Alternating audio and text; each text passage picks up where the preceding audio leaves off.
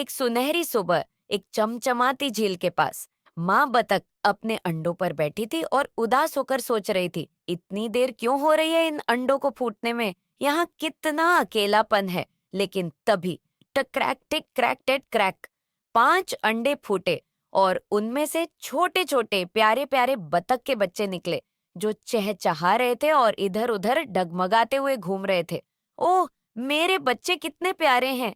माँ बतख ने खुश होकर कहा, सभी लाइन में लग जाओ, 1 2 3 4 5। लेकिन वो अचानक रुक गई।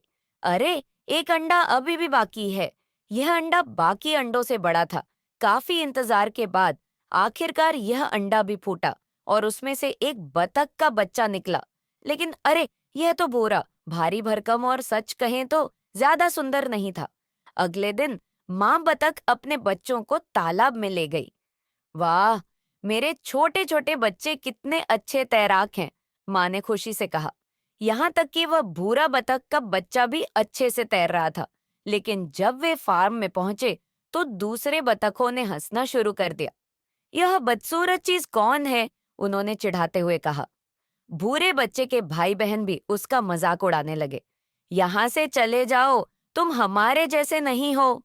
दिल टूटकर वह बदसूरत बतख का बच्चा रोता हुआ वहां से भाग गया। वह एक दलदल में पहुंचा जहां जंगली बतखों ने उसे रहने दिया, लेकिन ये शर्त रखी कि वह उनसे दूर रहेगा। लेकिन जल्द ही शिकारी आए और सबको डराकर भगा दिया। बदसूरत बच्चा अपनी जान बचाने के लिए तेजी से उड़ गया और आखिरकार एक छोटी सी झोपड़ी में पहुंच गया। वहां एक बूढ़ी औरत ने कहा, तुम एक बदसूरत बतख हो, लेकिन शायद तुम अंडे दे दो। वहां की बिल्ली और मुर्गी उसे लगातार चिढ़ाते थे। तुम अंडे भी नहीं दे सकते, तुम्हारा क्या फायदा है। उस तानों से तंग आकर वह फिर से भाग गया, आजादी की तलाश में। सर्दी आई और वह अकेला बच्चा जमाने वाली ठंड को झेल रहा था। ऊपर आसमान में उसने सफेद खूबसूरत पक्षियों को उड़ते देखा। ये कितने सुंदर हैं, उसने फुसफुसाकर कहा। काश मैं इनके जैसा हो पाता।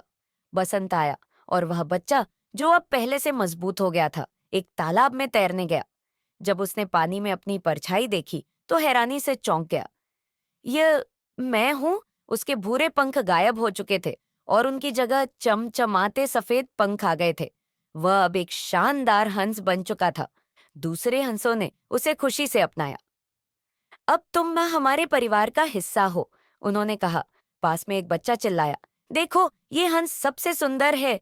शर्माते हुए हंस ने महसूस किया कि अब वह अकेला नहीं है। उसे अपना परिवार मिल गया था और एक अहम सबक भी। यह जरूरी नहीं कि दूसरे आपकी कद्र करें, तभी आप कीमती हैं। असली खूबसूरती और ताकत आपके अंदर होती है और धैर्य के साथ हर किसी का चमकने का समय आता है। अगर आपको ये वीडियो पसंद आया हो तो लाइक बटन दबाएं और हमारे चैनल को सब्सक्राइब करें, ताकि आप और मजेदार और दिलचस्प कहानियों का लुत्फ उठा सकें।